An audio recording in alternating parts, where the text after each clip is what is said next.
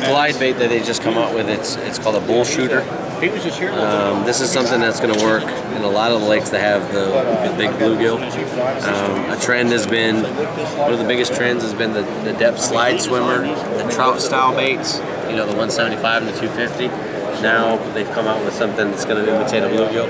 But it's going to work in a variety of different deals. Bigger fish are going to, you know, obviously forage on bluegill, crappie. But at certain times when the bluegills are spawning, especially, or even when the bass are spawning, you're going to get aggressive strikes with the bull shooter. So they have a few different colors. I don't know which one you want to take a picture of, but little sharp hooks on there. Those are two new. This is actually a prototype, and Kogeki.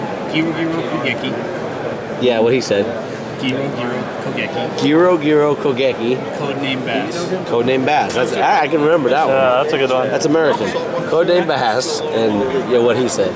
But giant swim baits. I mean, that's the new trend. I mean, I don't know. We don't have bass in Connecticut that grow. Well, I mean, we catch a bass like this. This might be our fifth and final fish, but there's some places where a bass will actually eat this. I think if anything, you would probably be able to throw these around and get fish to follow them. One thing about these type of baits is they have a lot of draw power.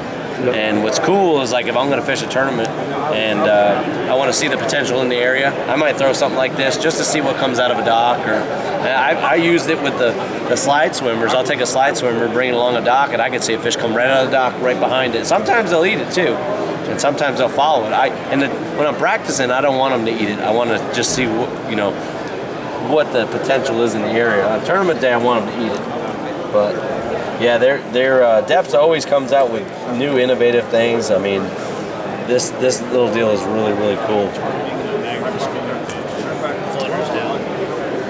Yeah, so the Magnum spoons have been a big trend, and this is basically, they wanted something that it's very heavy, so it's gonna sink like a rock. You're gonna need to throw this on a really big rod. I'd probably throw it on a Dobbins Champion 908, something like an Ultra Mag swim bait rod. But because it's so heavy, it flutters down. It's going to have a kind of an in-between, I would say maybe a spoon and a glide bait. And I think you're going to see guys throwing this on the trail, believe it or not, as big as this thing is. I mean, this weighs more than some of the bass I catch sometimes, but it's pretty cool. We've already got the sound line. Bill Long. Oh yeah, how you doing, buddy? Good to see you again. Material bar lights. Okay. Awesome. Let us know if you need anything else. Have a good day. To be honest with that, with the high-end custom stuff, everybody's